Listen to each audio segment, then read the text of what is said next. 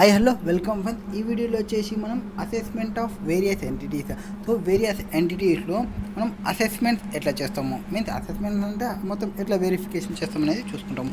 So first of all assessments of companies. So కంపెనీది నార్మల్గా ఏం పెద్దగా మనకి 30% స్లాబ్ రేట్ పడుతుంది. క్లాస్ ఆఫ్ కంపెనీస్ ఎవరునో డొమెస్టిక్ కంపెనీ. నేను మెయిన్గా ఫోకస్ చేసేది మ్యాట్, ఏఎంటీ అండ్ తర్వాత బైబ్యాక్ షేర్స్ ఎట్లో చూడాలి, టోనేజ్ ఇన్కమ్కి అండ్ ట్యాక్సేషన్, బిజినెస్ ట్రస్ట్, వాటి గురించి ఫోకస్ ఉంటుంది. కంపెనీకి సంబంధించి ఇక్కడ ఫారిన్ కంపెనీ ఏమి, డైరెక్ట్ ట్యాక్స్లో ఏవే ఉంటాయి. క్లాస్ ఆఫ్ కంపెనీస్ ఏమి, first of all domestic company, foreign company. Domestic కంపెనీలో ఇండియన్ కంపెనీ వస్తుంది and company which made arrangements ఏవైతే చేస్తారో డివిడెండ్ పే చేయడానికి వాళ్ళు, ఆ ఫారిన్ కంపెనీలో వచ్చేసి డొమెస్టిక్ కంపెనీకి చూసుకున్నాం. అండ్ క్లోజ్లీ హెల్డ్ కంపెనీస్ కూడా ఇక్కడ వచ్చేస్తాయి. సో అది మెయిన్ ఫస్ట్ స్టార్ట్ అయ్యేది ట్యాక్సేషన్ ఆఫ్ వేరియస్ ఎంటిటీలో. నెక్స్ట్ వాళ్ళకి సంబంధించి ట్యాక్స్ రేట్ని చెప్తుంది. డొమెస్టిక్ కంపెనీ అయితే పీరియడ్ లాస్ట్ ఇయర్లో, అంటే ఇక్కడ 1920 కాదు, మనకి లాస్ట్ ఇయర్ చూసుకుంటాము. అది తక్కువ ఉంటే 400 crores తక్కువ ఉంటుంది. నాటకి 400 crores ఉంటే 25% ట్యాక్స్ రేట్ని తీసుకోవచ్చు. నార్మల్ వల్ల అయితే 30% తీసుకుంటారు. ఫారిన్ కంపెనీకి అయితే 40% స్లాబ్ రేట్ పడుతుంది. అండ్ సర్చార్జ్ వచ్చేసి డొమెస్టిక్ కంపెనీకి అయితే 7% ఉంటుంది. అండ్ వేర్ హ్యాజ్ ఫారిన్ కంపెనీకి అయితే 2% ఉంటుంది. ఎప్పుడు 1 crore ఎక్సీ అయినప్పుడు 1 crore నుంచి 10 crore వరకు. ఒకవేళ 10 crore ఎక్సీ అయితే 12% అండ్ 5%. 12% వచ్చేసి డొమెస్టిక్ కంపెనీకి, 5% ఇన్ కేస్ ఆఫ్ ఫారిన్ కంపెనీకి సంబంధించి డిస్కషన్ చేస్తాము. అండ్ కొన్ని సెక్షన్స్ ఉంటాయి, 115 BAB, BAE, అవన్నీ స్పెషల్ ట్యాక్సెస్ రేట్స్కి సంబంధించి డిస్కషన్ చేసేటప్పుడు చూద్దాం. వేరియస్ ఎంటిటీలో ఫస్ట్ లోకల్ అథారిటీ దగ్గర వచ్చేసేయండి. ఇవన్నీ న్యూ ఏమంటారు సెక్షన్స్ అన్నీ ఒక వీడియో చేస్తే బాగుంటుంది. సో ఆ వీడియో నేను నెక్స్ట్ వీడియోలో చూద్దాం.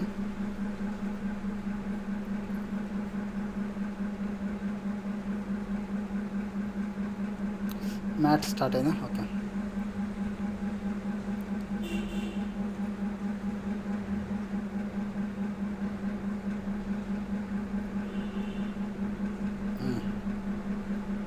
ఇప్పుడే కాన్సెప్ట్ 5 వచ్చాము. Okay. So come to the point. MAT, minimum alternative tax, that is 115JB. 115JB మనకి మ్యాట్ డిస్కషన్ చేస్తుంది. What is there in this మ్యాట్లో ఏం చెప్తుంది అంటే, మ్యాట్ అనేది మినిమం ఆల్టర్నేటివ్ ట్యాక్స్. సో మనం పైన కంపెనీస్ అని చెప్పినాం. సో ఓన్లీ కంపెనీస్కి మాత్రమే అప్లికబుల్ అయ్యేదే మ్యాట్, మినిమం ఆల్టర్నేటివ్ ట్యాక్స్. ఎప్పుడైతే ఇన్కమ్ ట్యాక్స్లో లెస్ దెన్ 15% పే చేస్తుంటారో ఆ కేసెస్లో మ్యాట్ అప్లికబిలిటీలోకి వస్తుంది. So higher of 15% of book profits అంతా మనం ఇంత చూసుకోవాలి. ఇక్కడ higher of book profits, 15% of book profit, అందులో ఏవైతే వస్తాయో వాటిని మ్యాట్ అంటాము. నార్మల్ ట్యాక్స్ ప్రొవిజన్స్ ప్రకారంగా ఏవైతే మనం ఇంతకు ముందు చెప్పినాం కదా, పర్సంటేజ్లో 30% ఉంటాయి. 7%, 2% డొమెస్టిక్ కంపెనీకి సర్చార్జ్లు, 7%, 12%, అండ్ ఫారిన్ కంపెనీకి అయితే 2%, 5% ఉంటాయి. వాటన్నిటిని యాడ్ చేసిన తర్వాత ట్యాక్స్ క్యాలిక్యులేషన్ కంప్యూటేషన్ చేసిన తర్వాత ఆ అమౌంట్ని ఆర్ 15% ఆఫ్ బుక్ ప్రాఫిట్ అనేది మనం ఒకటి క్యాలిక్యులేషన్ చేస్తాం. దాని మీద 15% చూస్తే విచ్ ఎవర్ ఈజ్ హయ్యర్ చూస్తాం. ఆ హయ్యర్ ప్రకారంగా కంపెనీ అనేది ట్యాక్స్ చేయాలి. So maintenance of statement of profit and loss అకౌంట్ని మెయింటైన్ చేయాలి. సో ఎవ్రీ కంపెనీ అనేది మెయింటైన్ చేయాలి. వాటికి సంబంధించి ప్రాఫిట్ అండ్ లాస్ అకౌంట్కి సంబంధించి అకౌంటింగ్ పాలసీస్ని, అకౌంటింగ్ స్టాండర్డ్స్ని, మెథడ్స్ ఆఫ్ రేట్స్ని క్లాసిఫికేషన్ చేసుకోవడం. సో ఇప్పుడు నేనేం చెప్పిన, బుక్ ప్రాఫిట్స్ పైన 15% వేస్తామని చెప్పిన. సో బుక్ ప్రాఫిట్స్ అంటే ఏమి? బుక్ ప్రాఫిట్లో వచ్చేసి కంప్యూటింగ్ బుక్స్ ఆఫ్ ప్రాఫిట్, ఆ profit will be increase by following. So books of అకౌంట్లో ఏదైతే ప్రాఫిట్ ఉందో ఆ బుక్స్ ఆఫ్ ప్రాఫిట్కి సంబంధించి డెబిట్ చేసిన దానికి మనం కొన్ని అడిషన్స్ చేయాలి. ఏవేవి అడిషన్ చేయాలి అంటే, ఇక్కడ అడిషన్ చేయమనేటివి అడిషన్ చేయండి, డిడక్షన్ చేయమనేటివి డిడక్షన్ చేయండి, అంతే. ఇంకా మీరు నెక్స్ట్ ఓవర్ యాక్షన్ ఒక్క వర్క్ కూడా చేయొద్దు, ఒక్క అడిషన్ కూడా చేయదు, ఒక్క డిడక్షన్ కూడా చేయగాకండి. సో ఫస్ట్ ఇన్కమ్ ట్యాక్స్ సంబంధించి పేడ్ అన్నా ఆర్ ఇన్కమ్ ట్యాక్స్ ప్రొవిజన్ అన్నా, include interest on income tax అన్నా, ఆ DDT అన్నా, సర్చార్జ్ అన్నా, వాటన్నిటిని మీరు యాడ్ చేసేయండి. సో మీకు ఇన్కమ్ ట్యాక్స్ రిలేటెడ్ ఏవి కనబడినా యాడ్ చేసేయడమే. నెక్స్ట్ డిఫర్ ట్యాక్స్, వాటిని కూడా యాడ్ చేసేయండి. And dividend paid or propose to be dividend paid ఏమన్నా ప్రొవైడ్ చేసినా వాటిని యాడ్ చేయండి. అండ్ ఏమన్నా అమౌంట్స్ ట్రాన్స్ఫర్ టు ఎనీ రిజర్వ్కి amount transfer carry to reserve అన్నారా వాటిని యాడ్ చేయండి. Loss or provisions of subsidiary losses, so subsidiary నుంచి నాకు లాస్ వచ్చిందని చెప్పినారా ప్రొవిజన్స్ వాటిని యాడ్ చేయండి. డివిడెండ్ పే చేసినామన్నారా వాటిని యాడ్ చేసేయండి. అండ్ ప్రొవిజన్స్ రిలేటెడ్ టు అన్అసర్టైన్డ్ లయబిలిటీకి సంబంధించిన ఎక్స్పెండిచర్ సంబంధించి ఆర్ కంటింజెంట్ లయబిలిటీకి సంబంధించి ఎక్స్పెండిచర్ అని చెప్పినారా వాటిని యాడ్ బ్యాక్ చేసేయండి. Or provision for diminution of valuation of assets వాటికి సంబంధించి యాడ్ చేసేయండి. ఒకవేళ expenditure related to exempted income అన్నారా వాటిని యాడ్ బ్యాక్ చేసుకోండి. Expenditure related to share of income AOP BOI వాటికి సంబంధించి అన్నారా వాటికి సంబంధించి యాడ్ బ్యాక్ చేసుకోండి. ఏమన్నా expenditure accruing to foreign company related ఇన్కమ్కి సంబంధించి వాటిని యాడ్ బ్యాక్ చేసేయండి. నోషనల్ లాస్ రిగార్డింగ్ బిజినెస్ ట్రస్ట్కి సంబంధించి నోషనల్ లాస్ అన్నారా వాటిని యాడ్ బ్యాక్ చేసుకోండి. And relating to share of income ఏఓపికి సంబంధించిన షేర్ ఆఫ్ ఇన్కమ్ వస్తే అది యాడ్ బ్యాక్ చేసుకోండి. వాటికి సంబంధించిన ఎక్స్పెండిచర్ యాడ్ బ్యాక్ చేసేయండి. And expenditure relating to income royalty under section 115 BBF అన్నారా వాటిని యాడ్ బ్యాక్ చేసుకోండి. అండ్ డిప్రిషియేషన్ టోటల్ డిప్రిషియేషన్ ఎంతైతే ప్రొవైడ్ చేసినారో వాటిని యాడ్ బ్యాక్ చేసేయండి. And expenses relating to foreign company capital gain interest dividend royalty income అవన్నీ add చేసేయండి. Next total depreciation ఇవన్నీ ఏవైతే ఇక్కడ లిస్ట్ ఇచ్చినారో అవన్నీ యాడ్ బ్యాక్ చేసుకోండి. వాటిని యాడ్ బ్యాక్ చేసిన తర్వాత ఇప్పుడు మనం ఏవైతే చెప్తామో వాటిని రెడ్యూస్ చేయండి. దాని నుంచి ఏవి డిఫర్డ్ ట్యాక్స్ ఉంటే తీసేయండి, ఎగ్జామ్టెడ్ ఇన్కమ్ ఉంటే తీసేయండి, అండ్ డిప్రిషియేషన్ ఉంటే తీసేయాలి. డిప్రిషియేషన్లో ఏం చెప్తారంటే డిప్రిషియేషన్ యాజ్ పర్ బుక్ తీసుకొని దాని నుంచి రివాల్యూషన్ రిజర్వ్ నుంచి రివాల్యూషన్ అసెట్స్ ఉంటాయి కదా ఆ ఎక్సెప్ట్ రివాల్యూషన్ అసెట్కి సంబంధించి తీసేయండి. దాన్ని కాకుండా నార్మల్ బుక్స్ ఆఫ్ అకౌంట్స్ని తీసుకోవాలి డిప్రిషియేషన్కి సంబంధించి. అండ్ ఏమన్నా అమౌంట్ని విత్డ్రా చేసినారా ఎనీ రిజర్వ్ నుంచి, ఒకవేళ ఆ రిజర్వ్ అనేది made through pain loss account ఉందా ఎర్లియర్ అది తీసేయండి. ప్రాఫిట్ ఆఫ్ సిక్ ఇండస్ట్రియల్ కంపెనీస్కి సంబంధించి ఉంటే వాటిని డిడక్ట్ చేసేయండి. And notional gain regarding business ట్రస్ట్కి సంబంధించి, సో నోషనల్ లాస్ వస్తే యాడ్ చేసినాం, నోషనల్ గెయిన్ వస్తే తీసేయాలి.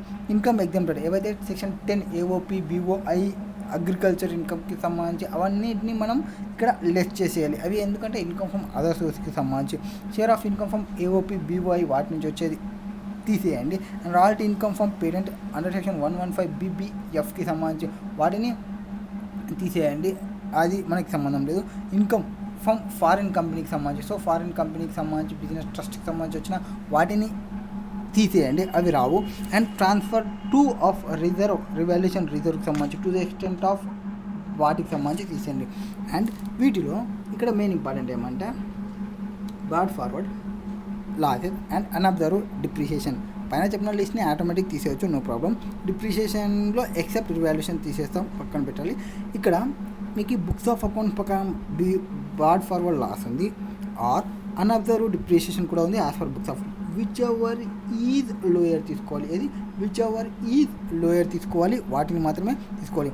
హవెవర్ ఒకవేళ business loss and unabsorbed depreciation both will be deducted. ఎప్పుడు బోత్ డిడక్ట్ చేయాలి అంటే ఒకవేళ ఈఫ్ అది company against which CIRP case అయితే, ఇది సిఐఆర్పి కేసు ఉన్నప్పుడు ఐబీసీలో అప్పుడు ఫుల్ 2 తీసేయచ్చు. Or company and subsidiary of which board has been suspended by tribunal 241 కింద ఆర్ 242 కింద ట్రిబ్యునల్ సస్పెండ్ చేసిన బోర్డ్ ఆ కేసెస్లో కూడా మనం రెండింటిని డిడక్ట్ చేసేయచ్చు. ఆర్ ఒకవేళ కంపెనీ అనేది ఇండియాస్ కంప్లై అవుతుంటాయి బుక్ ప్రాఫిట్ ఏవైతే కంప్లీట్ చేసామో పైన వాటికి యాడ్ చేయాలి. ఏవి యాడ్ చేయాలంటే OCI related items which is not reclassified to PNL వాటిని యాడ్ బ్యాక్ చేయాలి. అందులో except revaluation surplus from assets Ind AS 16 ఉంటుందో ఆర్ ఇండియాస్ 38 ఉంటుందో వాటిని అడ్జస్ట్మెంట్ చేయకూడదు, వాటిని పక్కన పెట్టి అడ్జస్ట్మెంట్ చేయాలి ఐఎఫ్ఆర్ఎస్కి సంబంధించి చూస్తున్నప్పుడు. అండ్ వేర్ హ్యాజ్ ఈ కేసులో ఇక్కడ ఏ చెప్తారు మన రివాల్యూషన్ సర్ప్లస్కి సంబంధించి. And where has change of fair value equity వాటిని యాడ్ చేయండి. ఇండియాస్ 109 కింద సంబంధించి ఉంటే వాటిని యాడ్ చేయండి. వాటి నుంచి లెస్ చేయాల్సినవి అంటే రివాల్యూషన్ సర్ప్లస్ ఉంటే from assets as per Ind AS 106, 16 and 38 ఐటమ్స్ని క్రెడిట్ చేసి ఉంటే మీరు యాడ్ చేయండి. ఐటమ్స్ క్రెడిట్ టు ఓసీఐకి క్రెడిట్ చేసి ఉంటే ఓసీఐకి కాదు, నాట్ రీక్లాసిఫైడ్ టు పిఎన్ఎల్ ఉంటే యాడ్ చేయండి. ఐటమ్ని డెబిట్ చేసి ఉంటే ఎక్కడ ఓసీఐలో డెబిట్ చేసి ఉంటే వాటిని మీరు డిడక్ట్ చేసేయండి. ఇది ఇండియాస్ ఫాలో అవుతున్నప్పుడు. అండ్ ఏవైతే కాన్గ్రెన్స్ డేట్ ఉంటుందో 1/5 ఆఫ్ కాన్గ్రెన్స్ డేట్ని మనం తీసుకుంటాము. First time adoption or transition item ఉందా, ట్రాన్సిషన్ డేట్ ఉంటే ట్రాన్సిషన్ డేట్ ఉన్నప్పుడు మనకి కాన్గరెన్స్ డేట్ అనేది వస్తుంది. సో కాన్వర్గరెన్స్ డేట్కి సంబంధించి అంటే ద ఫస్ట్ డే అంటే మీరు ఇండియాస్కి ఫస్ట్ టైం అడాప్ట్ చేసుకోవాలంటే అది కాన్వర్గరెన్స్ డేట్ అనేది వస్తుంది ట్రాన్సిషన్ అమౌంట్స్లో. Mean first day of Ind AS reporting డేట్కి ఈ ట్రాన్సిషన్ అమౌంట్స్ ఏవైతే ఉంటావో on the date of convergence డేట్లో మీన్స్ అగ్రిగేట్ అమౌంట్స్ ఏవైతే అడ్జస్ట్మెంట్ చేయాల్సినవి ఉన్నావో అదర్ ఈక్విటీలో అవి ఇందులో కొన్ని ఇంక్లూడ్ చేయకూడదు, కొన్ని ఇంక్లూడ్ కావు. ఏవి ట్రాన్సిషన్ డేట్లో ఇంక్లూడ్ కానివి అంటే ఏవైతే amounts or aggregate amounts capital reserve or security premium ఉంటావో వాటికి సంబంధించి. సో ట్రాన్సిషనల్ అడ్జస్ట్మెంట్లో మనం అడ్జస్ట్మెంట్ చేయకూడనివి ఏమంటే అవసరం means aggregate amounts adjusted in other equity but does not included following కేసులో. So capital reserve or security ప్రీమియంకి సంబంధించి ఆర్ రివాల్యూషన్ సర్ప్లస్ ఫ్రమ్ అసెట్స్కి సంబంధించి ఆర్ ఏవైతే change fair value of equity ఉంటుందో వాటికి సంబంధించి ఆర్ పీపీఈ ఇంటాంజిబుల్ పీపీఈకి సంబంధించి ప్రాపర్టీ ప్లాంట్ అండ్ ఎక్విప్మెంట్కి సంబంధించి అండ్ ఇంటాంజిబుల్ అసెట్స్కి సంబంధించి వాటికి సంబంధించి investments and subsidiary joint venture association joint venture ఇవన్నీ ఆన్ కాన్గ్రుయెన్స్ డేట్లో but not included aggregate amount adjusted in ఓఈలో include కానివంట.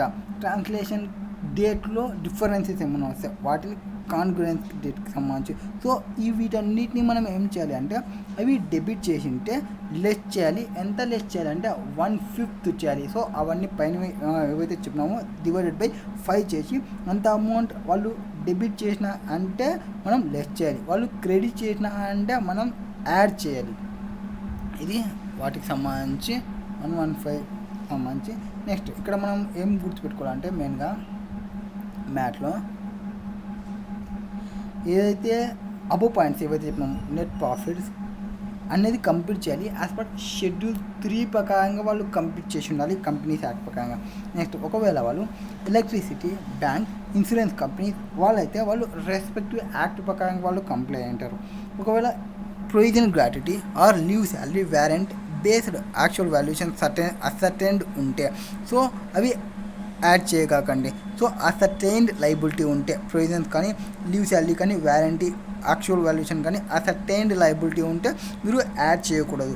And if the unit అనేది లొకేటెడ్ ఇన్ ఐఎఫ్ఎస్సి ఎక్కడ ఐఎఫ్ఎస్ఈలో లొకేట్ అయ్యి ఉంటే ఇంటర్నేషనల్ నార్మల్గా మనం మ్యాట్కి పర్సంటేజ్ ఎంత ఉంటుందో నార్మల్గా మ్యాట్కి మనకి పర్సంటేజ్ ఎంత ఉంటుందో ఆ పర్సంటేజ్ కాకుండా మ్యాట్ పర్సంటేజ్ కాకుండా దీనికి ఐఎఫ్ఎస్సిలో ఉన్న వాళ్ళకి 9% పడుతుంది ఈ కేసుకి సంబంధించి.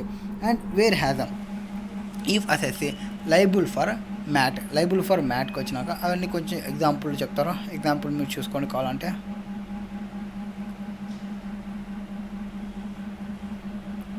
సో పర్సన్ క్యాల్కులేషన్ చేసినారు. ఇఫ్ అసెస్సి లైబుల్ వచ్చేసి మ్యాథ్ ప్రకారం చేసినారు అప్పుడు దెన్ ఆల్సో అడ్వాన్స్ ట్యాక్స్ ప్రొవిజన్స్ని కంప్లై కావాల్సిందే ఆ పర్సన్కి సంబంధించి అడ్వాన్స్ ట్యాక్స్ ఏమైనా లైఫ్ అయితే.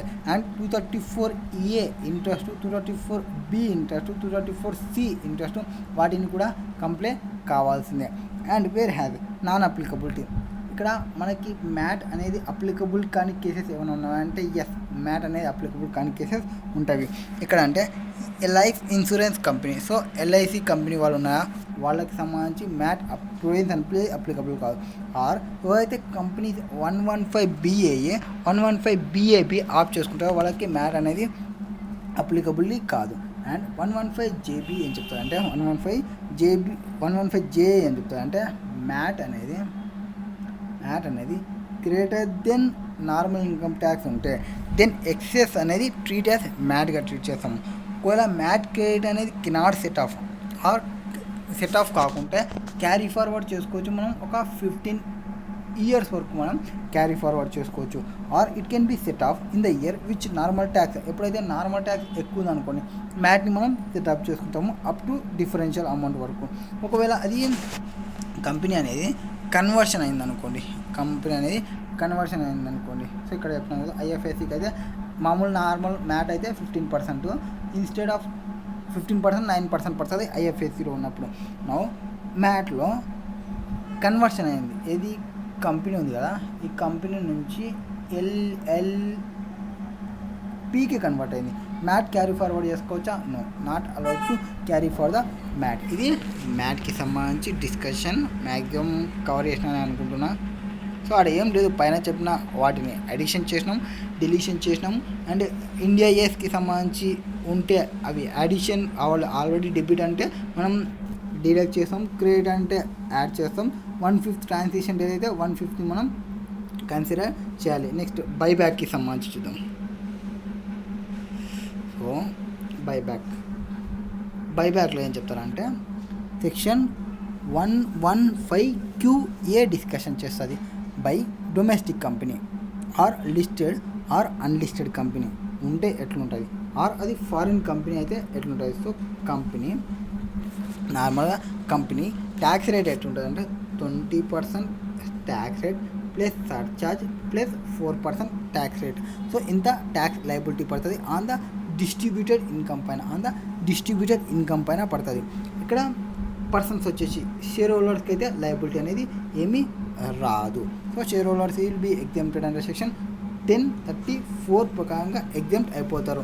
అండ్ ఇక్కడ ఏదైతే ట్యాక్స్ వస్తుందో 23.296% చేస్తాం కదా డిస్ట్రిబ్యూటెడ్ ఇన్కమ్, దాన్ని వితిన్ 14 days లోపల పేమెంట్ అనేది చేయాలి. ఇక్కడ డిస్ట్రిబ్యూటెడ్ ఇన్కమ్ అంటే ఏమి? డిస్ట్రిబ్యూటెడ్ ఇన్కమ్ అంటే బైబ్యాక్ ప్రైస్ ఉంటుంది కదా, బైబ్యాక్ ప్రైస్ దాని నుంచి ఇష్యూ ప్రైస్ తీసేయండి, ఆ వచ్చిన అమౌంటే డిస్ట్రిబ్యూటెడ్ ఇన్కమ్. ఆ వచ్చిన డిస్ట్రిబ్యూటెడ్ ఇన్కమ్ పైన మనం 23.296% వేయాలి. ఆ అమౌంట్ని వితిన్ 14 days లోపల సెంట్రల్ గవర్నమెంట్కి పేమెంట్ చేయాలి. ఇక్కడ ఇష్యూ ప్రైస్కి సంబంధించి సర్కమ్స్టెన్సెస్ ఎప్పుడైతే ఇష్యూ ప్రైస్ చేసినామో, ఒకవేళ మనం నార్మల్గా ఇష్యూ ప్రైస్ అయితే అమౌంట్లో ప్రీమియం కూడా ఇంక్లూడ్ చేసుకోవాలి. ఏదైతే కంపెనీ రిసీవ్ చేసుకుంటుందో ఇష్యూ ప్రైస్ అనేది నార్మల్ షేర్ ఇష్యూ చేసింటే ఇష్యూ ప్రైస్లో ప్రీమియం కూడా ఇంక్లూడ్ చేసుకోవాలి. If prior to buyback company return any some money received. So ఏదైనా మనీ రిసీవ్ చేసుకునేది రిటర్న్ చేసినది రెడ్యూస్ చేయండి, అమౌంట్ రిసీవ్ నుంచి రెడ్యూస్ చేసి తీసుకోండి ఇష్యూ ప్రైస్లో. అండ్ ఇష్యూ ప్రైస్ ఎందుకు క్యాలిక్యులేషన్ చేస్తాం? బైబ్యాక్ ప్రైస్ మైనస్ ఇష్యూ ప్రైజే మనకి డిస్ట్రిబ్యూటెడ్ ఇన్కమ్ కాబట్టి. సో ఇష్యూ ప్రైస్ అంటే ఏమి? నార్మల్ కేసులో ఇంక్లూడ్ ప్రీమియం. అండ్ బైబ్యాక్ ఒకవేళ ఏదైనా అమౌంట్ని రీఫండ్ ఇచ్చింటే రీఫండ్ అమౌంట్ని తీసేసి రిటర్న్ అమౌంట్ని తీసుకోవాలి. ఒకవేళ అవి ఈఎస్ఓపి స్కీమ్ అయితే lower of fair market value are amount credited to share capital and security premium తీసుకోవాలి. ఒకవేళ షేర్స్ అనేది అమాల్గమేటెడ్ కంపెనీ అయితే ఇన్ లిeu ఆఫ్ అమాల్గమేషన్ ఉంటే అసే అమౌంట్ ఏదైతే రిసీవ్ చేసుకుంటుందో అమాల్గమేటింగ్ కంపెనీ వాటిని చూసుకోవాలి. Next shares issued resulting company demerger or resulting company ఉన్నప్పుడు ఇది పర్సంటేజ్ ఉంటుంది. ఇక్కడ అమౌంట్ ఎంత రిసీవ్ చేసుకుంది by the demerged company into net book value of asset transferred by the demerger divided by net worth of demerged company చూసుకోవాలి. And ఒకవేళ bonus షేర్స్లో amount ఏముండదు కాబట్టి నీళ్ళు తీసుకోవాలి. అండ్ వేరే షేర్స్ కన్వర్షన్ ఆఫ్ బాండ్స్ ఉంటే అమౌంట్ ఎంతైతే in respect of such bonds ఉంటుందో వాటిని తీసుకోవాలి. ఎనీ అదర్ కేసు అయితే మనం ఫేర్ మార్కెట్ వాల్యూగా తీసుకోవాలి ఇష్యూ ప్రైజ్కి సంబంధించి. సో బోనస్ వితౌట్ కన్సిడరేషన్ అయితే నీళ్ళు తీసుకుంటాము. నెక్స్ట్ ఇక్కడ ఏం గుర్తుపెట్టుకోవాలంటే ఇంకా మనం tax on buyback central government within 14 days లోపల పేమెంట్ చేయమన్నాము. ఒకవేళ వితిన్ 14 days లోపల పేమెంట్ చేయకుంటే 1% ఎవ్రీ మంత్ అనేది ఇంట్రెస్ట్ అనేది లెవీ అవుతుంది ఆర్ పార్ట్ దేర్ ఆఫ్ మంత్కి సంబంధించి ఆఫ్టర్. తర్వాత ఒకవేళ ప్రిన్సిపల్ ఆఫీసర్ కంపెనీని అసెట్స్ ఇన్ డిఫాల్ట్గా కన్సిడర్ చేసేస్తారు. ఇది 115 QAకి సంబంధించి డీమ్డ్ అసెసిన్ డిఫాల్ట్గా తీసుకుంటాము. నెక్స్ట్ 115 QA తర్వాత special provisions relating to shipping income, ఇది సెక్షన్ 115VA, దట్ ఈస్ టోనేజ్ ట్యాక్స్కి సంబంధించి. సో 115V అండ్ 115VZC ఇది అని చెప్తారంటే పర్సన్ క్వాలిఫైయింగ్ కంపెనీ అయి ఉండాలి. First of all qualifying company అయితే so company owning at least 1 qualifying ship ఉండాలి. ఇది అట్లీస్ట్ ఒక 1 క్వాలిఫైయింగ్ షిప్ ఉండాలి. Qualifying ship is 1 qualifying ship అంటే ఏమంటే minimum tonnage and of 15 tons ఉండాలి అండ్ ఒక వ్యాలిడ్ సర్టిఫికేట్ అనేది ఉండాలి. దాన్ని క్వాలిఫైయింగ్ షిప్ అవుతాం. ఒక క్వాలిఫైయింగ్ షిప్ ఉంటే కంపెనీకి అప్పుడు ఈ టోనేజ్ ట్యాక్సేషన్ని అంటే స్పెషల్ ప్రొవిజన్ ఆఫ్ ట్యాక్సేషన్ని సెలెక్ట్ చేసుకోవచ్చు. నా టోనేజ్ ఇన్కమ్ ఎట్లా క్యాలిక్యులేషన్ చేస్తాము? PGBP ఇన్కమ్ ఉంటే ఎట్లా అంటే PGBP income of qualifying company shipping business అయితే దీనికి 2 ఆప్షన్స్. ఒకటి PGBP ఇన్కమ్ ప్రకారంగా క్యాలిక్యులేషన్ చేసి 28 నుంచి 43 వరకు డిడక్షన్స్ క్లెయిమ్ చేసుకొని ఇన్కమ్ని PGBP కింద క్యాలిక్యులేషన్ చేయొచ్చు. ఆర్ ఈ స్కీమ్ ఏదైతే నేను చెప్తున్నానో టోనేజ్ ఇన్కమ్ స్కీమ్ అనేది చెప్తున్నాను, ఈ స్కీమ్లో అయినా తీసుకోవచ్చు. సో ఈ 2 స్కీమ్లో దాని ఇష్టం ఏదైనా ఒకటి సెలెక్ట్ చేసుకోవచ్చు దాని ఇన్కమ్గా. నా ఈ టోనేజ్ ఇన్కమ్కి ఆపరేటింగ్ షిప్ ఉంటుంది అండ్ క్వాలిఫైయింగ్ కంపెనీ అయి ఉండాలి. ఇండియన్ కంపెనీ పోయి ఉండాలి. అట్లీస్ట్ 1 క్వాలిఫైయింగ్ ఉండాలి. Main objective of operating ship ఉండాలి. క్వాలిఫైయింగ్ షిప్ అంటే ఏమంటే షీ గోయింగ్ షిప్ ఉండాలి. అప్ టు 15 నెట్ టోనేజ్ ఉండాలి అండ్ రిజిస్టర్ అయి ఉండాలి. మర్చెంట్ షిప్పింగ్కి వ్యాలిడ్ సర్టిఫికేట్ అనేది ఉండాలి. ఈ నాట్ క్వాలిఫైయింగ్ ఏమంటే షీ గోయింగ్ షిప్లు కానీ ఫిషింగ్ వాళ్ళు కానీ ఫ్యాక్టరీ షిప్లు కానీ హార్బర్ రివర్ ఆఫ్ షోర్ వీళ్ళంతా not qualifying. So manner of computation. So computation ఎట్లా చేస్తామంటే first of all daily tonnage income. So tonnage tax company అంటున్నాం కాబట్టి టోనేజ్ ఇన్కమ్ని క్యాలిక్యులేషన్ చేయాలి. So daily tonnage income calculation చేసి దానికి ఇంటూ నెంబర్ ఆఫ్ డేస్ని వేయడమే. Number of days of which ship అనేది ఆపరేట్ అయింది ప్రీవియస్ ఇయర్లో అనేది చూస్తాము. నెక్స్ట్ ఇక్కడ క్వాలిఫైయింగ్ టోనేజ్ స్కీమ్కి సంబంధించి చూస్తాము. సో టోనేజ్ ఇన్కమ్ క్యాలిక్యులేషన్కి ఇట్లుంటుంది. సో ఇప్పుడు నాకు టోనేజ్ ఇన్కమ్ అన్నా నేను ఇంటూ నెంబర్ ఆఫ్ డేస్ అన్నా. సో టోనేజ్ ఇన్కమ్ అంటే ఏంది అనేది ఇక్కడ డిస్కషన్ చేస్తాము. సో కంప్యూటేషన్కి సంబంధించి ప్రీవియస్ ఇయర్లో ఎన్ని డేస్ షిప్ అనేది తిరిగింది అని చూస్తాము. సో డైలీ టోనేజ్ ఇన్కమ్ అంటే క్వాలిఫైయింగ్ షిప్కి up to 1000. What it is up to 1000? Qualifying ship net tonnage అంటే దాని యొక్క టన్స్ అనేది 1000 కెపాసిటీ ఉంటే ఆర్ ఎక్సీడింగ్ 1000 నుంచి బట్ నాట్ మోర్ దెన్ 10,000 ఉంటే 700 తీసుకోవాలి ఫర్ ఈచ్ 100 టన్స్కి. ఆర్ 1000 నాట్ మోర్ దెన్ 10,000 ఉంటే 700 ప్లస్ 53 ఫర్ ఈచ్ తీసుకోవాలి. సో ఫస్ట్ 70 తీసుకోవాలి అండ్ తర్వాత 53 తీసుకోవాలి. నెక్స్ట్ 42 తీసుకోవాలి అండ్ నెక్స్ట్ 42 తర్వాత 29 తీసుకోవాలి. ఇక్కడ ఏం చెప్తానంటే నా యొక్క టోనేజ్ ఇక్కడ వచ్చేసి అప్ టు 1000 ఉంటే 1000 నుంచి 10,000 వరకు 53 తీసుకుంటా. 10,000 అబోవ్ నుంచి 25,000 వరకు 42 తీసుకుంటా రూపీస్. అండ్ ఎంతైతే 25,000 అబోవ్ ఉంటుందో అప్పుడు 29 రూపీస్ ఇన్ అడిషన్ టు ఆ పైనవి యాడ్ చేసుకోవడం. ఇవేవి అంటే పర్ ఈచ్ 1000 టన్కి తీసుకోవాలి. నా యొక్క ఇన్కమ్గా తీసుకోవాలి. నా యొక్క కెపాసిటీని బెంచ్ చేసుకోవాలి.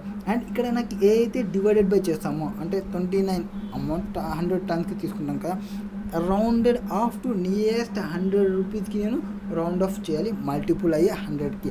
నెక్స్ట్ డిడక్షన్ అనేది set off loss shall not be allowed tonnage ఇన్కమ్కి. సో డిడక్షన్స్ సెట్ ఆఫ్లో అవన్నీ రావు. And tonnage income shall not be liable to MAT కూడా అప్లికబిలిటీలోకి రాదు.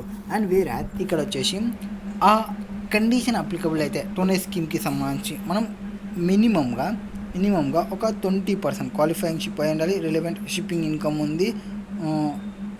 వాటికి సంబంధించి treatment, common cost, depreciation, deemed deductions, ఇంకా ఇవన్నీ డీమ్డ్ డిడక్షన్. అదే డిడక్షన్స్ రావని చెప్పినా కదా. Set off carry forward losses of tone of చాయింగ్, capital gain, procedure to opting. So opting చేసుకోవాలంటే ప్రొసీజర్ ఏమి అప్లికేషన్ పెట్టుకోవాలి, సాటిస్ఫై కావాలి, అవన్నీ ఉంటాయి నార్మలే. పీరియడ్లో వచ్చేసి క్వాలిఫైయింగ్ కంపెనీ సిఎస్, రెన్యువల్ చేసుకోవాలనుకుంటే రెన్యువల్ చేసుకోవచ్చు. బార్ ఫ్రమ్ అప్లికెంట్ కండిషన్స్ ఏమంటే ఇక్కడ conditions for applicability of tonnage tax scheme. So tonnage tax scheme conditions ఏమంటే మనం అప్లై చేసుకున్నాం కదా, సో మనకి ఏదైతే బుక్ ప్రాఫిట్, సో ఆ బుక్ ప్రాఫిట్లో 20% ఆఫ్ బుక్ ప్రాఫిట్ని మనం ఒక రిజర్వ్కి పెట్టాలి. So tonnage tax రిజర్వ్కు each previous ఇయర్లో మనం ఒక రిజర్వ్ని మెయింటైన్ చేయాలి. ఈ రిజర్వ్తో నేను ఏం చేయాలి, ఈ రిజర్వ్తో నేను ఒక షిప్ని పర్చేస్ చేయాలి బిఫోర్ 8 yearsలో, ఆర్ బిజినెస్ ఆపరేటింగ్ షిప్ నేను పర్చేస్ చేయాలి. ఒకవేళ ఈ రిజర్వ్ అనేది షార్ట్ ఫాల్ ఉంటే, అంటే 20% కాకుండా నేను 15% చేసినాను, ఆ 5% షార్ట్ ఫాల్ ఉంది కదా, దానిపైన నేను ట్యాక్సబుల్ ఇన్కమ్ మీన్స్ ట్యాక్స్ అనేది పే చేయాల్సి వస్తుంది. ఒకవేళ నేను ఈ ఇయర్ రిజర్వ్ చేసినాను, నెక్స్ట్ ఇయర్ మిస్ యూటిలైజేషన్ చేసిన ఇన్కమ్కి నేను ట్యాక్స్ పే చేయాల్సి వస్తుంది. సో నేను ఇక్కడ క్యాలిక్యులేషన్ చేస్తాను. సో ట్యాక్సబుల్ అమౌంట్ ఒకవేళ రిజర్వ్ అనేది అన్యూటిలైజ్ చేస్తే ఆర్ మిస్ యూటిలైజ్ చేస్తే, సో రిలవెంట్ షిప్పింగ్ ఇన్కమ్ ఎంత ఉంది into detail divided by extent of reserve unutilised ఎంత ఉంది ఆర్ మిస్ యూటిలైజ్ ఎంత ఉంది డివైడెడ్ బై టోటల్ రిజర్వ్ ఎంత క్రియేట్ చేసినాము డ్యూరింగ్ ద ఇయర్ అనేది చూసుకోవాలి. ఇది వీటికి సంబంధించి ట్యాక్సబుల్కి సంబంధించి మిస్ యూటిలైజేషన్ ఉన్నప్పుడు and where has the during the year ఎంత ఉంది. ఒకవేళ మిస్ యూటిలైజేషన్ కాదు, ఆ షార్ట్ ఫాల్ చేసినామంటే ఇక్కడ మినిమం రిజర్వ్ ఎంత 20% చేయాలి బై షార్ట్ ఫాల్ ఎంత చేసినా, ఒకవేళ 15% చేసిన 15 రిలవెంట్ షిప్పింగ్ ఇన్కమ్ ఎంత ఉందో అంత తీసుకోవాలి. ఇక్కడనేమో రిలవెంట్ షిప్పింగ్ ఇన్కమ్ తీసుకుంటాము, ఎంత మిస్ యూటిలైజ్ చేసినా టోటల్ రిజర్వ్ ఎంత క్రియేట్ చేసినాం అనేది చూసుకుంటాము. సో అది దాని ప్రకారంగా క్యాలిక్యులేషన్ ఉంటుంది ఇక్కడ. అండ్ ఇక్కడ రిలవెంట్ షిప్పింగ్ ఇన్కమ్ అంటే మనకి ఏమొస్తుంది, రిలవెంట్ షిప్పింగ్ ఇన్కమ్ అంటే కోర్ షిప్పింగ్ యాక్టివిటీ నుంచి ఎంత ఉంది, ఇన్సిడెన్షియల్ యాక్టివిటీ ఇన్కమ్ ఎంత ఉంది, వాటిని కన్సిడర్ చేసుకుంటాము. అది టోనేజ్ ఇన్కమ్కి సంబంధించి ఇన్కమ్. టోనేజ్ అయిపోయింది. Amalgamated demerger of shipping company అంట, ఇది రాదండి. బిజినెస్ ట్రస్ట్ వాటికి చూద్దాం. Avoidance of tax raising, securitization trust. మనం ఏవి డిస్కషన్ చేస్తామంటే బిజినెస్ ట్రస్ట్ గురించి ఆర్ ఇన్వెస్ట్మెంట్ ఫండ్ గురించి, సెక్యూరిటైజేషన్ ట్రస్ట్ అనేది ఇది మనకి ఇంపార్టెంట్ వస్తుంది. సో 115TCAలో ఏం చెప్తారంటే ఫస్ట్ ఆఫ్ ఆల్ ఇక్కడ పర్సన్స్ ఉంటారు, ఎవరు ఉంటారంటే ఇన్వెస్టర్ ఉంటారు, ఇన్వెస్ట్మెంట్ చేసే పర్సన్ ఇన్వెస్టర్ అంటారు. సో సెక్యూరిటీ ట్రస్ట్ అంటున్నాం కదా, సో ఈ సెక్యూరిటీ ట్రస్ట్ ఇది ఇన్వెస్టర్, వీళ్ళు ఇన్వెస్ట్మెంట్ చేస్తారు అండ్ ఇక్కడ నుంచి ఇన్వెస్ట్మెంట్ ఇన్కమ్ వస్తుంది. వీళ్ళకి సర్ఫేసీ యాక్ట్ అనేది అప్లికబిలిటీలోకి వస్తుంది. సో ఆల్ ఇన్కమ్స్ ఏవైతే, so taxable in the hands of investor, ఎవరు investor at normal rates. So ఈ పర్సన్కి ట్యాక్సబుల్ అయ్యే ప్రతి ఒక్కటి అంతా నార్మల్ రేట్లోనే అప్లికబుల్ అవుతుంది. అండ్ ఈ సెక్యూరిటైజేషన్ పంపించేటప్పుడు 194 LBC కింద టీడీఎస్ని డిడక్ట్ చేయాలి. సో టీడీఎస్ని డిడక్ట్ చేసి పంపించాలి ఏదైనా అమౌంట్ని పంపించేస్తే. సో దీనికి సెక్యూరిటీ ట్రస్ట్కి మొత్తం ఎగ్జామ్టెడ్, ఇదేం ట్యాక్స్ పే చేయడు, మొత్తం ఈ ఇన్వెస్టరే ట్యాక్స్ పే చేయాల్సి వస్తుంది. సో సెక్యూరిటైజేషన్ ట్రస్ట్కి సంబంధించి ఇది. ఇక్కడ మనం టీడీఎస్ని డిడక్ట్ చేయాలని చెప్పినాము. సో టీడీఎస్ని డిడక్ట్ చేసేటప్పుడు ఎంత పర్సెంటేజ్ టీడీఎస్ని డిడక్ట్ చేయాలి అంటే ఇండివిజువల్ పర్సన్ ఆర్ హెచ్యూఎఫ్ అయితే 25% డిడక్ట్ చేయాలి, అదర్ పర్సన్స్ అయితే 30% డిడక్ట్ చేయాలి. సో ఒకవేళ వాళ్ళు నాన్ రెసిడెంట్ పర్సన్ అనుకోండి ఆర్ ఫారిన్ కంపెనీ ఉంటే రేట్ ఇన్ ఫోర్స్ ఎంత ఉంటో అంత పాయింట్ని మనం తీసుకోవాలి. ఇక్కడ if any other income earned by securitization trust during the previous year has not been paid or credited to investor, ఒకవేళ ఆ అమౌంట్ని క్రెడిట్ చేయలేదు, ఇక్కడ రేట్లు ఉంటాయి, అమౌంట్ వచ్చింది, ఆ అమౌంట్ని క్రెడిట్ చేయలేదు, వాళ్ళకి ఇంకా ఇన్వెస్టర్స్కి పంపేయలేదు, అయినప్పటికీ ఆ మంత్ ఇయర్ ఎండింగ్లో taxable in the hands of investor హ్యాండ్స్లోనే ట్యాక్సబిలిటీ వేస్తాము. సో సెక్యూరిటీ ఇన్వెస్టర్ రిసీవ్ చేసుకున్నానే డీమ్డ్ అజంప్షన్గా తీసుకుంటాము ఈ కేసులో. సో టోటల్గా మనం సెక్యూరిటైజేషన్ ట్రస్ట్లో ఏం చెప్తాము, సెక్యూరిటైజేషన్ ట్రస్ట్ ఉంటుంది, దానికి అంత ఇన్కమ్ ఎగ్జామ్టెడ్, ఇన్వెస్టర్ ట్యాక్సబుల్ అవుతారు, ఇన్కమ్ రిసీవ్ చేసుకునే దగ్గర నుంచి సెక్యూరిటైజేషన్ అనేది టీడీఎస్ డిడక్ట్ చేయాలి. 25% ఇండివిజువల్కి అయితే, హెచ్యూఎఫ్కి అయితే 30% ఉంటుంది, non corporate are non resident వాళ్ళకైతే రేట్ ఇన్ ఫోర్స్ ఎంత ఉందో వాళ్ళకి సంబంధించి అంటాము. అండ్ అప్లికబుల్ ఈ ఒకవేళ ఇన్కమ్ని ఇంకా డిస్ట్రిబ్యూట్ చేయకున్నప్పటికీ కూడా ఇన్కమ్ డిస్ట్రిబ్యూట్ చేసినట్టునే తీసుకోవాలి. ఇక్కడ బిజినెస్ ట్రస్ట్ కానీ ఇన్వెస్ట్మెంట్ ఫండ్ కానీ సెక్యూరిటీ ట్రస్ట్ కానీ యూనిట్ హోల్డర్ వచ్చేసి పొజిషన్ వచ్చేసి breakup position means up to 30 June next financial లోపల ఆర్ ఇన్కమ్ ట్యాక్స్ అథారిటీ వాళ్ళకి up to 30 November next financial లోపల వీళ్ళు ప్రొవైడ్ చేయాలి. ఇవి ఈ సెక్యూరిటీ ట్రస్ట్ అనేది అతనికి అసెసీకి యూనిట్ హోల్డర్ ఎవరైతే ఉంటారో ఇన్వెస్టర్ అన్నాం కదా ఇంతవరకు, ఇన్వెస్టర్కి అతనికి బ్రేకప్ అనేది ప్రొవైడ్ చేయాలి విత్ ఇన్ 30 జూన్ లోపల నెక్స్ట్ ఫైనాన్షియల్లో. ఇన్కమ్ ట్యాక్స్ అథారిటీ వాళ్ళకైతే 30 నవంబర్ లోపల ప్రొవైడ్ చేయాలి. నెక్స్ట్ ఇన్వెస్ట్మెంట్ ట్రస్ట్కి సంబంధించి ఇది business real estate investment REIT. So ఇక్కడ రీట్ ఏం చెప్తా అంటే బిజినెస్ ట్రస్ట్కి సంబంధించి రీట్కి సంబంధించి ఉన్నప్పుడు బిజినెస్ ట్రస్ట్ రీట్ మొత్తం ఇక్కడ వచ్చేస్తుంది.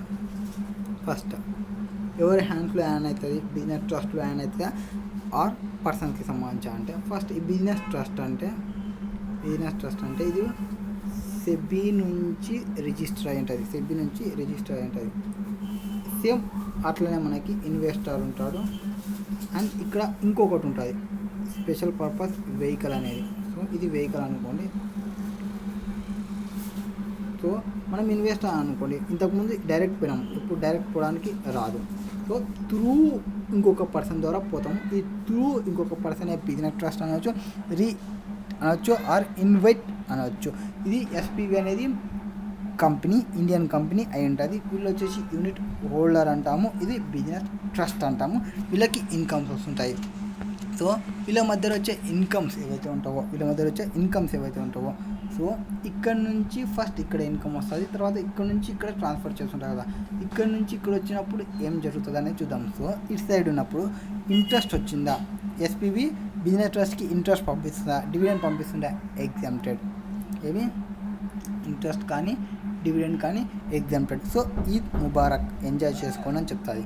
నెక్స్ట్ వేరే అదర్ ఇన్కమ్స్ ఉంటే ఆర్ ఈ బిజినెస్ ట్రస్ట్ అనేది రీట్ అన్నాం కదా, సో అది సపరేట్గా వేరే ఇన్కమ్స్ ఉంటాయి. రీట్కి ఏమి ఇన్కమ్స్ ఉంటాయి, బిజినెస్ ట్రస్ట్ ఉంటుంది, ఇక్కడ యూనిట్ హోల్డర్ ఉంటారు.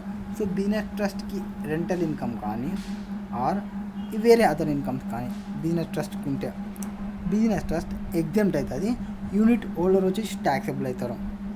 వేరే అదర్ ఇన్కమ్ ఉందనుకోండి, అంటే రెంటల్ ఇన్కమ్ అయితే బిజినెస్ ట్రస్ట్ ఎగ్జామ్ట్ అవుతుంది, యూనిట్ హోల్డర్ ట్యాక్సబుల్ అయిపోతారు. వేర్ హ్యాజ్ అదర్ ఇన్కమ్ ఉంటే బిజినెస్ ట్రస్ట్లో ట్యాక్సబుల్ అవుతాము, యూనిట్ హోల్డర్ ఎగ్జామ్ట్ అయిపోతారు. ఇది కేసు అనమాట. సో ఇంకొకసారి చెప్తాను. రిట్ ఉంది, యూనిట్ హోల్డర్ ఉన్నారు, వీళ్ళిద్దరి మధ్య ట్రాన్సాక్షన్ అనుకోండి. ఇది ఓన్గా పర్ఫామ్ చేస్తుంది. ఓన్గా పర్ఫామ్ చేసే బిజినెస్ రెంటల్ ఇన్కమ్ వచ్చింది అనుకోండి, రియల్ ఎస్టేట్ నుంచి రెంటల్ ఇన్కమ్ వచ్చింది అనుకోండి, ఓన్గా పర్ఫామ్ చేసింది కదా ఎగ్జామ్ట్, దీనికి వీళ్ళకి ట్యాక్సబుల్ అవుతుంది. ఇంకేమన్నా అదర్ ఇన్కమ్ వచ్చిందా ఇక్కడ ట్యాక్సబుల్ వస్తుంది, ఇక్కడ ఎగ్జామ్ట్ అవుతుంది. ఇది ఫస్ట్ కేసు. అండ్ ఇక్కడ నుంచి ఇక్కడ పోయినటువన్నీ ఎగ్జామ్టెడ్, ఇంట్రెస్ట్ కానీ డివిడెండ్ కానీ ఎగ్జామ్టెడ్. ఈ కేసు అయిపోయింది. ఇక్కడ ఇప్పుడు బిజినెస్ ట్రస్ట్ నుంచి ఇక్కడ వీళ్ళకి వస్తుంది కదా, వీళ్ళకి వస్తున్నప్పుడు ఇంట్రెస్ట్ వచ్చిందా ట్యాక్సబుల్, డివిడెండ్ వచ్చిందా, డివిడెండ్ వస్తే రెండు రకాలు చూసుకుంటాం. డివిడెండ్ వస్తే ఎస్పీవి అంటే ఫస్ట్ ఎస్పీవి అనేది 115BAA ఆఫ్ చేసుకుంటే అది కన్సెషన్ రేట్ తక్కువ రేట్లో పేమెంట్ చేసి ఉంటుంది కాబట్టి యూనిట్ వాళ్ళకి ట్యాక్సబుల్ అవుతుంది. ఆర్ నార్మల్గా పేమెంట్ చేసింది వీళ్ళకి ఎగ్జామ్ట్ అయిపోతుంది. ఇది డివిడెండ్ అనేది ఇంట్రెస్ట్ అయితే డైరెక్ట్ ట్యాక్సబులే, డివిడెండ్ అయితే ట్యాక్సబులే. నెక్స్ట్ బిజినెస్ ట్రస్ట్ అంటే రియల్ ఎస్టేట్ ఇన్వెస్ట్ చూసాము. ఎస్పీవి అనేది కంపల్సరీగా ఎవరంటారంటే ఇండియన్ కంపెనీ అయి ఉండాలి. ఇందులో ఇన్ విచ్ బిజినెస్ ట్రస్ట్ వాళ్ళు మోర్ దెన్ 50% ఆర్ మోర్ అనేది హోల్డింగ్ చేయాలి. అది కేసుకి సంబంధించి. Next in case of interest rental income మీరు చూసినాము. డివిడెండ్ అనుకుంటే డివిడెండ్ ఇన్కమ్ చూసినాం కదా. సో డివిడెండ్ ఇన్కమ్ ఏం చెప్పినాం మనము, SPV not required to deduct TDS or business ట్రస్ట్కి పంపిస్తున్నప్పుడు అంటే ఎస్పీవి నుంచి బిజినెస్ ట్రస్ట్కి వచ్చేటప్పుడు టీడీఎస్ డిడక్ట్ చేయాల్సిన అవసరం లేదు అండ్ అది ఎగ్జామ్ట్ అయిపోతుంది. ఒకవేళ బిజినెస్ ట్రస్ట్ ఏం చేస్తుంది, యూనిట్ హోల్డర్కి పంపిస్తుంది. యూనిట్ హోల్డర్కి పంపించేటప్పుడు వీళ్ళు ఎస్పీవి అనేది ఆఫ్టర్ 115BAC అయితే వీళ్ళకి ట్యాక్సబుల్ అవుతుంది. అప్పుడు బిజినెస్ ట్రస్ట్కి ఎగ్జామ్ట్ అవుతుంది. నా వీళ్ళకి ట్యాక్సబుల్ అయితే అప్పుడు టీడీఎస్ అనేది @10%. అదర్స్ ఎవరైతే వీళ్ళు రెసిడెంట్ ఆఫ్ ఫారెన్ కంపెనీ ఉన్నప్పుడు అదర్కి అయితే నార్మల్ ట్యాక్స్ రేట్ తీసుకోవాలి. ఎస్పీవికి ట్యాక్సబుల్ పడింది అనుకోండి, వీళ్ళకి ఎగ్జామ్ట్ అవుతుంది. వీళ్ళకి ఎగ్జామ్ట్ అయినప్పుడు టీడీఎస్ డిడక్ట్ చేయాల్సిన అవసరం లేదు. Next interest income from SPV. So SPV నుంచి ఏది ఇంట్రెస్ట్ ఇన్కమ్ వస్తుంది, ఎస్పీవి నుంచి. బిజినెస్ ట్రస్ట్ ఉంది, సో ఇది ఎగ్జామ్ట్ అయింది అనుకోండి, యూనిట్ హోల్డర్కి ట్యాక్సబుల్ అవుతుంది. SPV not require to deduct TDS. ఎస్పీవికి ఎటువంటి సంబంధం ఉండదు. యూనిట్ హోల్డర్ ట్యాక్సబుల్ కాబట్టి బిజినెస్ ట్రస్ట్ అనేది టీడీఎస్ని డిడక్ట్ చేయాల్సి వస్తుంది. ఇది కేసెస్. అండ్ ఒకవేళ ఆ ఇన్కమ్స్లో ఇవి లాంగ్ టర్మ్ క్యాపిటల్ గెయిన్స్ ఉన్న, షార్ట్ టర్మ్ క్యాపిటల్ గెయిన్స్ ఉన్న. లాంగ్ టర్మ్ క్యాపిటల్ గెయిన్స్ ఏమి 112 సెక్షన్ వస్తుంది, 111A, 111A సెక్షన్ వస్తుంది. ఇవి 15% ట్యాక్సబుల్ అవుతుంది, ఇవి 20% ట్యాక్సబుల్ అవుతుంది. ఎవరి హ్యాండ్స్లో ట్యాక్సబుల్ అవుతుంది? బిజినెస్ ట్రస్ట్ హ్యాండ్లో ట్యాక్సబుల్ అవుతుంది. ఎనీ అదర్ ఇన్కమ్ వచ్చేసి MMR రేట్లో ట్యాక్సబుల్ అవుతుంది. Now where has income distributed by business trust to unit holder shall be same in the nature of same proportion. ఏమైనా యూనిట్స్ హోల్డర్కి డిస్ట్రిబ్యూట్ చేయాలి. ఒకవేళ యూనిట్ హోల్డర్ వచ్చేసి taxability of transfer of short term capital gain ఉంటే, units held for up to 3 years ఉంటే short term taxable @11%, 15% అనేది unit holder హ్యాండ్స్లో taxable అవుతుంది. ఒకవేళ unit holder for more than 3 years ఉంటే లాంగ్ టర్మ్ క్యాపిటల్ గెయిన్ అనేది 10% ఉంటుంది. So units of business trust ఎవరు ఎంత హోల్డ్ చేసినా అనేది బేస్ చేసుకొని మనకి ట్యాక్సబుల్ పడుతుంది. బిజినెస్ ట్రస్ట్ అనేది 139(4)(e)లో కంపల్సరీగా రిటర్న్ ఫైల్ చేయాలి. ఇది బిజినెస్ ట్రస్ట్కి సంబంధించి. నెక్స్ట్ బిజినెస్ ట్రస్ట్ తర్వాత ఇంకొకటి ఉంటుంది ఏదంటే ఇన్వెస్ట్మెంట్ ఫండ్ అనేది ఒకటి ఉంటుంది. సో 115UBS ఇదే ఇన్వెస్ట్మెంట్ ఫండ్. ఇక్కడ ఏం చెప్తానంటే సేమ్ పర్సన్ ఉంటాడు, ఇది యూనిట్ హోల్డరు, ఇక్కడ ఇన్వెస్ట్మెంట్ ఫండ్ ఉంటుంది. ఇదేం చేస్తాడు? వీడు ఇన్వెస్ట్మెంట్ చేస్తాడు, ఇది ఇన్కమ్ని పంపిస్తుంది. సో దీని చేతిలో అంతా ఎగ్జెంప్టెడ్. బట్ PGBP ఉంటే ట్యాక్సబుల్ అవుతుంది. వీడి చేతిలో అన్ని ట్యాక్సబుల్ ఎక్సెప్ట్ PGBP. ఇది చెప్తుంది ఇన్వెస్ట్మెంట్ ఫండ్కి సంబంధించి. సో బిజినెస్ ఇన్కమ్ ఉందా, ఇది ఇన్వెస్ట్మెంట్ ఫండ్ పే చేసుకుంటుంది. బిజినెస్ ఇన్కమ్ కాదా, యూనిట్ హోల్డర్ పే చేసుకుంటారు. ఇవి మెయిన్ కేసెస్కి సంబంధించి డిస్కషన్ చేస్తాము. అండ్ అదర్ ఇన్కమ్స్ ఏమన్నా ఉన్నా క్రియేట్ చేసేస్తారు, ట్రాన్స్ఫర్ చేసేస్తారు. ఇన్కమ్ అనేది డిస్ట్రిబ్యూట్ చేస్తారు సేమ్ మేనర్, సేమ్ నేసెస్లో. అండ్ PGBP లాస్ వచ్చిందా, లాస్ అనేది అది ఎవరు ట్యాక్స్ అవన్నీ చూసుకునేది ఇన్కమ్ ఇన్వెస్ట్మెంట్ ఫండ్ చూసుకుంటుంది కాబట్టి అదే క్యారీ ఫార్వర్డ్ చేసుకుంటుంది. ఎనీ అదర్ లాస్ వచ్చినా, ఏవి వేరే అదర్ లాస్ వచ్చినా అనుకోండి, unit holder greater than 12 months ఎంత 12 months హోల్డ్ చేసిన వాళ్ళు అయితే వీళ్ళకి క్యారీ ఫార్వర్డ్ చేసుకోవడానికి రైట్ వస్తుంది. ఒకవేళ వీళ్ళు less than 12 months unit holder అయితే కెనాట్ క్యారీ ఫార్వర్డ్. వీళ్ళు ఇన్వెస్ట్మెంట్ ఫండ్ అనేది కంపల్సరీగా రిటర్న్ అనేది ఫైల్ చేయాలి.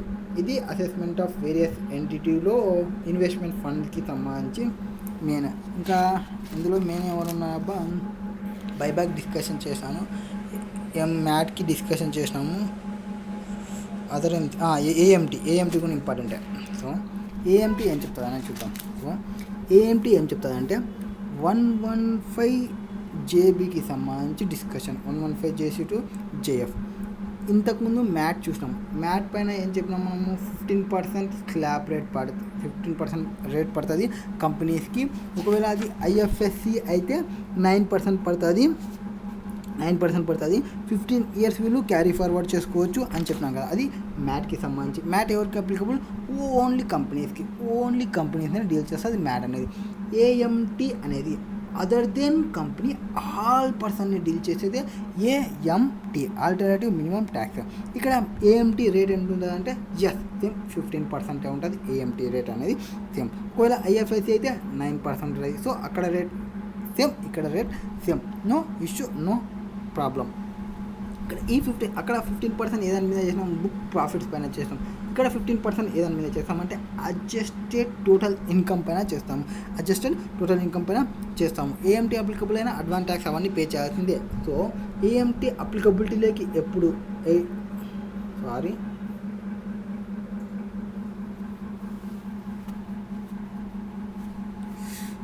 అది కోఆపరేటివ్ సొసైటీ అయితే 15% ఏఎంటీ అనేది ఇది కోఆపరేటివ్ వాళ్ళైతే సేమ్ కేస్. ఇక్కడ ట్యాక్స్ రేట్ వచ్చేసి 18.5% ఉంటుంది నార్మల్గా. 18.5 ఇక్కడ మిస్ చేసినాను నేను. 18.5 నేను 15% వచ్చేసి కోఆపరేటివ్ వాళ్ళు. సో మళ్ళీ చెప్తున్నాను, ఏఎంటీ రేట్ ఆల్ అసెస్సీకి ఎక్సెప్ట్ కంపెనీస్కి రేట్ వచ్చేసి 18.5, మ్యాట్లో రేట్ వచ్చేసి 15%. ఇక్కడ కోఆపరేటివ్ వాళ్ళైతే 15% పడుతుంది, ఐఎఫ్ఎస్సి వాళ్ళైతే 9% పడుతుంది.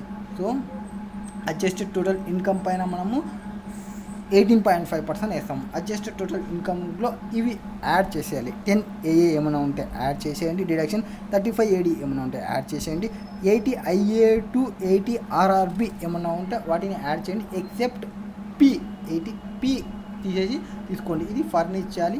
చార్టర్డ్ అకౌంటెంట్ కంపల్సరీగా రిటర్న్ని ఫైల్ చేయాలి. అండ్ ఇక్కడ ఫైల్ చేస్తాము. పర్సన్ ఎవరైతే 115 బీఏసీని ఆప్ చేసుకుంటారో 115 బీఏసీని ఆప్ చేసుకుంటారో వాళ్ళకి రాదు. 115 బీఏడీని ఆప్ చేసుకున్న వాళ్ళకి రాదు. అండ్ వాళ్ళ యొక్క అప్ టు 20 lakhs ఉంటే వాళ్ళకు కూడా అప్లికబిలిటీలోకి రాదు ఏఎంటీ అనేది. సో ఏఎంటీ క్రెడిట్ని మీరు ఎన్ని ఇయర్స్ని క్యారీ ఫార్వర్డ్ చేసుకోవచ్చు? 15 yearsకి మీరు క్యారీ ఫార్వర్డ్ చేసుకోవచ్చు. ఇది కేస్కి. అండ్ ఒకవేళ అది స్పెసిఫైడ్ బిజినెస్ అసెట్స్ ఉందనుకోండి, స్పెసిఫైడ్ బిజినెస్ అసెట్ ఉంటే మీరు డిప్రిషియేషన్ని క్యాలిక్యులేషన్ చేయొచ్చు అడ్జస్టెడ్ టోటల్ ఇన్కమ్కి సంబంధించి ఉన్నప్పుడు. ఏఎంటీ తర్వాత సాఫ్ట్ 20 ఉంటే రాదు.